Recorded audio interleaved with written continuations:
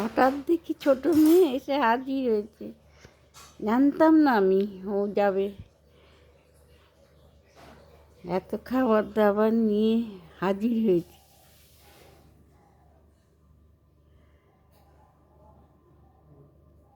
হঠাৎ কি যে আনন্দ হলো, এত আনন্দ মনে হয় হাজার টাকা, হাজার হাজার টাকা গয়না এলেও হতো না।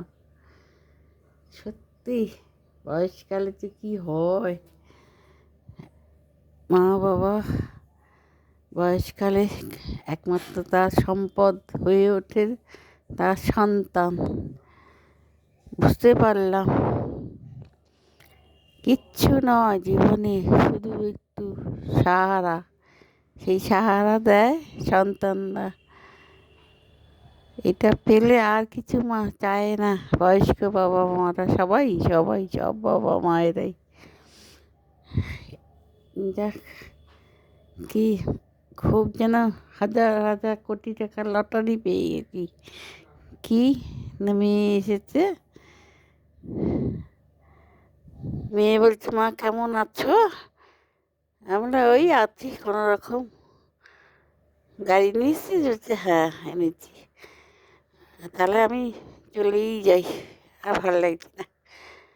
মেয়ের মুখেও হাসি, আমার মুখে হাসি, দিল এক পোস্ত বকা। হ্যাঁ বলেছি থাকতে পারো না কি একা?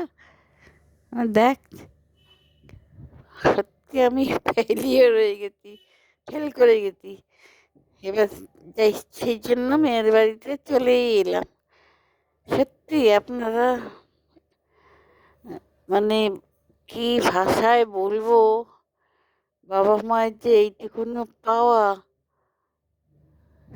বয়সকালে, মনে হয় এর তুলনা নেই, তাই না?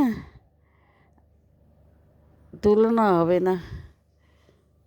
মানুষ সত্যি তাই, বড়ই বয়সকালে যেন বড্ড মানে একজন চলে, বিশেষ করে একজন চলে গেলে তখন খোঁজে, সঙ্গী খোঁজে। সঙ্গী হয় তার মেয়েরা, ছেলেরা, তার আত্মীয় পরিজন। এইটুকুনো চাই, আর কি আমরা চাই না হাজার হাজার ভালো ভালো শাড়ি পরতে, গয়না পরতে, খেতে। আমরা চাই একটু সবার ভালোবাসা, সম্মান, এইটুকুনি চাই। দেখ, সব বাবা মায়েরা সন্তানরা ভালো থাকুক, বাবা মায়ের সন্তানরা ভালো থাকুক, সুস্থ থাকুক, বাবা মায়ের পাশে থাকুক, এইটুকুনি কামনা করে সবাইকে নমস্কার জানালাম। আশীর্বাদ, ছোটদের আশীর্বাদ জানালাম,